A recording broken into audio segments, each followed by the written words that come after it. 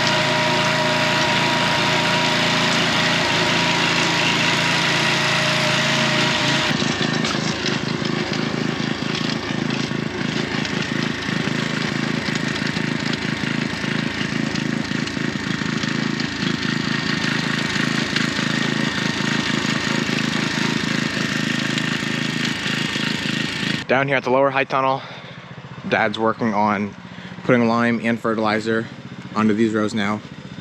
That white strip not only acts as like a guide for me to follow, but also it's lime, which is gonna help the soil out a lot. And then he'll go back over in this white bucket, he's got fertilizer, or is that the lime? That's the lime. Outside there is the fertilizer. We'll put that on the row. So now you wanna move that for him? This greenhouse is, or this high tunnel is a lot smaller, and there's only 4 rows instead of 6 like the other one. Am I tying around this one? No, the other one. Really? Wait. No. Yeah, you're right. This one? That one, I think. I used to have it marked. Go way up high and come down straight. Real tight.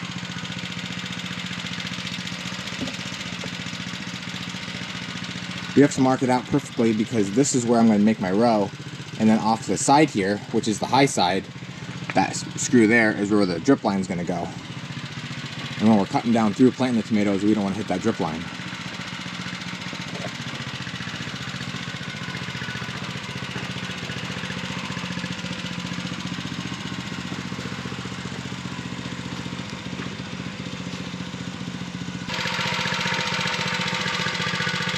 Now he's going back over with the fertilizer.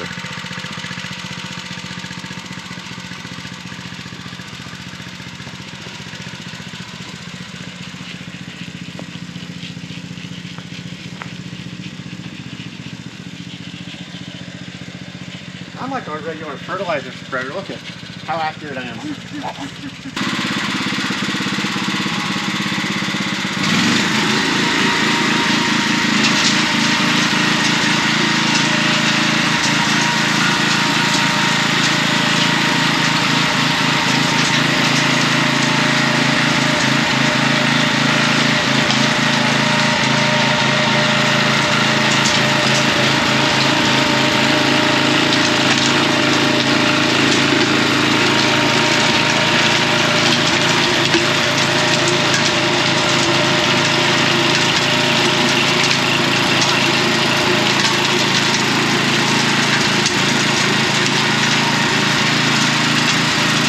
Now we're moving into bagging corn. It was Shania, Dad, and myself. Then Sammy just got here. Shania and I are filling the bags up. Dad's weighing them, and then Sammy is tying them with the bag seller. If they pull this one, it's going to be bad.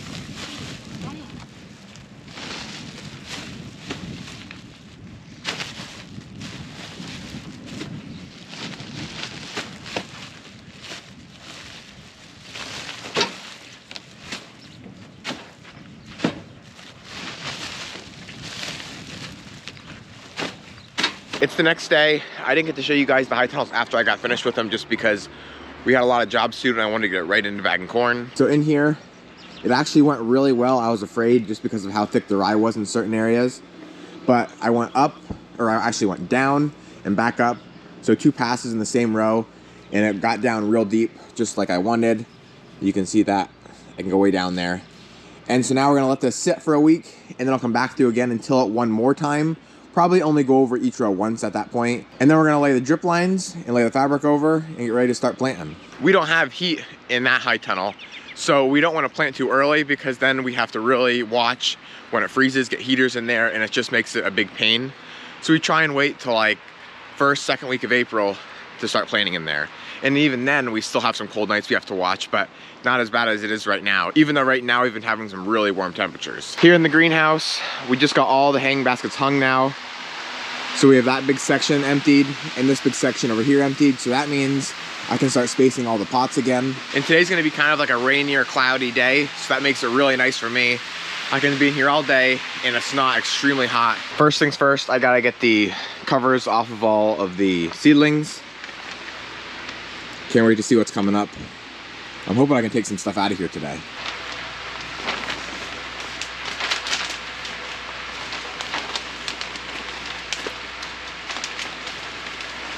So what I'm working on now is spacing Calibacopa, which I just got done, got the waters in them. A little bit earlier, I did the fuchsias, and then right here, so I did petunias, got all the waters in them. Then I moved on to this section.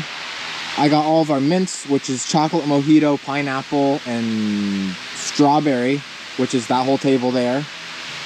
And then I have all the impatiens and scented geraniums right here spaced. But I gotta put the waters in them yet. And that's just these lead waters right here. How it works is you can either push them in to shut them off or pull them out to turn them on.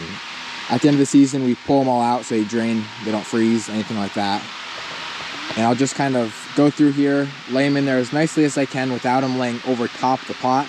Because if this, let's just say for instance, goes inside of this one, and this line is over top, well when it grows, it's gonna push that water back out of there, and then it's gonna wilt very bad or possibly die. So I try and be as careful as possible.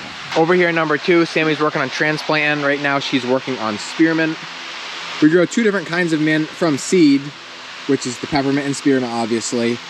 Spearmint sells a lot better, I think, because people use them for tea, or I think you can make a drink with them, anything of that sort. I don't really know exactly what you do with peppermint. And then she just got done with oregano. We grow the Greek and the Italian. It's all got to get watered yet. Slowly but surely, this greenhouse is filling up. As soon as all the seedlings over there are ready, and we get Pap, Shania, Sammy, and Graham here, we can get a lot done in a day.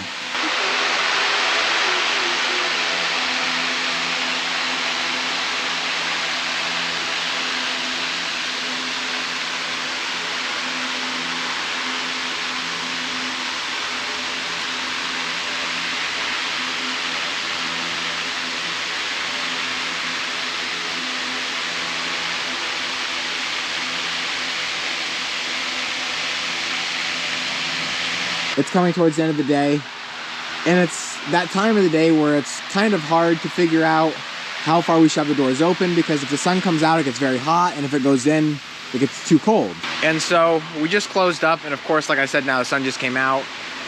It's around 5:30, so it's about time to start closing everything up, putting the plastic back on the seed trays and everything like that. The only problem is that if you do it too early, like I said, and the sun is on it, it'll heat up and these will get like over 100 degrees. They're already at 77, and that's just with nothing covering them. So I'm gonna hang around here for a little bit, not really gonna do much. And then when I think the time's right, I'll cover. That's what I'm calling it a wrap for this video. As always, thank you guys for watching, and always remember it ain't much, but it's awesome work.